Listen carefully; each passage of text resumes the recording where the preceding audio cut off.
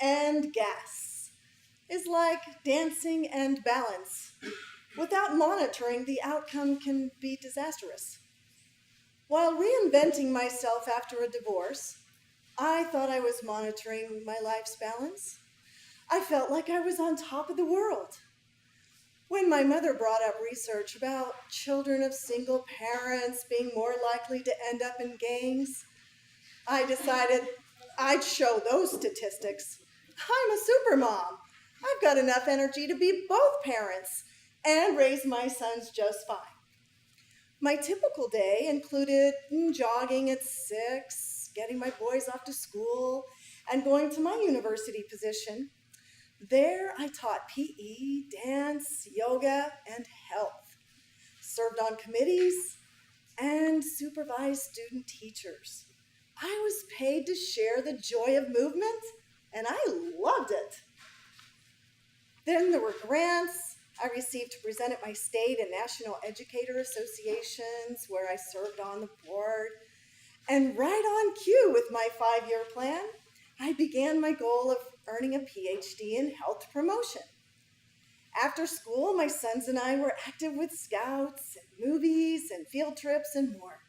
At night, we'd wind down with songs, dances, story time, and prayers.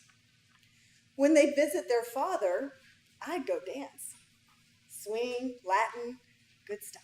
I was an activity junkie. My motto was always, hey, I'll sleep when I die. But the body has a divine way of letting us know when we're off balance. And my body was about to demand a change because I was actually living on fumes. Spring break of 2000. My sons and I went to Florida. They had a ball with their relatives while I attended the National Educators Convention. True to form, I went to every session and presented my own called the improv side of swing dance. Just in case. My convention was. And I continued our tradition of going out dancing every night and averaging about 4 hours of sleep. So when I woke up on the third morning with the bump on the back of my head, I simply kept scratching until I felt like something like a bug dislodge and went on my merry way. That is, until my neck got a little sore the next day. I just dismissed it as a bad pillow experience. On the final day of the conference, a splotchy red rash appeared on my arms and legs, and all of my joints were sore.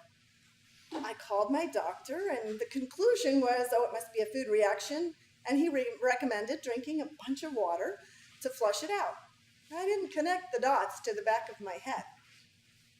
When my sons and I arrived home, the symptoms had calmed down, so I promptly jumped back into my regular routine. I noticed a bit of brain fog, like I couldn't remember words I wanted to use during a conversation or a phone number I had just looked up. But once again, I left it off as mental pause and figured I'd be fine after I recouped from a busy semester.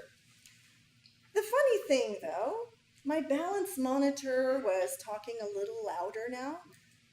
Over the summer, my 2-mile jog felt like 10, and I frequently had to stop and catch my breath. I felt sore instead of energized. Weird, but I still wasn't listening. In August, my sons and I had our usual back-to-school checkup with our homeopathic doctor. He used a kind of a biofeedback device, and after the exam, he announced to my surprise, I had acquired Lyme disease. What?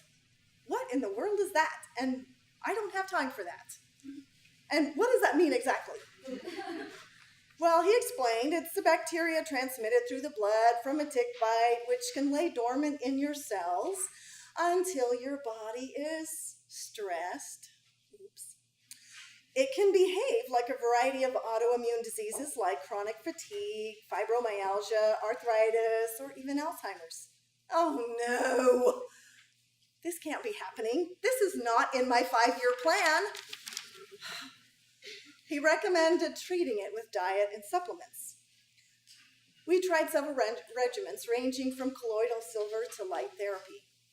My diet was to focus on alkaline foods, eliminating acidic foods, which cause inflammation. Okay, I needed an excuse to eat better anyway, but nothing could have prepared me for what my life was going to become. My jog slowed to a walk and then almost stopped. Dancing became a chore instead of a joy. I just went through the motions of teaching, like a mime with no soul. My students were not getting the best of me, and that hurt. I think the worst pain of all, though, was feeling like I was not there for my boys. They were frequently late to school because I was in slow motion. When we got home, they were eager to jump into the normal fun activities with Mom, but all I could do was beg them to watch TV or play with their toys a few more minutes until I could overcome my coma-like state. I was supposed to be the supermom figure. The full moon went from symbolizing serenity to complete dismay. I never knew how I would react. Sometimes I would have flu-like symptoms, sometimes depression, sometimes complete overwhelm. Every time, no energy. Gone was the joy of living. One full moon, which was especially difficult, became the turning point. I was too tired to go anywhere, too sore to do anything, and too depressed to call anyone. Perhaps out of desperation, I picked up a book from my positive reading collection, which ironically I'd never have time to use. The book happened to be Siddhartha. There were parts that spoke directly to me. Instead of dashing through life trying to do and be everything, all the joy and purpose I could ever want was already gifted to me if I just slowed down long enough to quiet all the mental chatter and hear the message. Joy heals, and boy did I need healing. I've always believed that when the student is ready, the teacher will appear. The very dance I had danced all week at that fateful convention showed up again to guide me on a transformative journey through healing. The dance was salsa.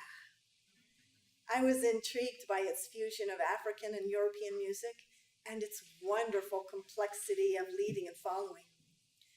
The real joy of that dance occurs when the dancers become one with the music and their partner. Without that connection, it feels out of sync and off balance, like I was. So began my healing season through dance. I learned I was not willing to remain a victim of Lyme's. I learned I had not monitored my own stressful life, allowing this debilitating experience to occur. Most importantly, I learned that nurturing a relationship with my inner child was vital to being a whole, healthy person. So we danced, we laughed, and we chose healthy activities that supported healing. Most notably, my inner child helped me discover that seeking creativity is the key to finding balance and feeling joy. Within 5 years, Lyme's lost its control over me. In fact, it's essentially gone. I completed that PhD in health with a passion to promote healing. And my sons beat those statistics. They've grown into wonderful young men. Sometimes I still forget to monitor my life's balance and start to burn out of control.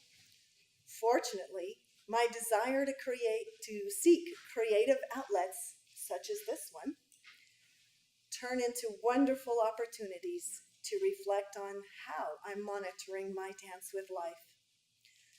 Thanks to my continuing healing journey through joy, balance, and creativity, life really is a gas.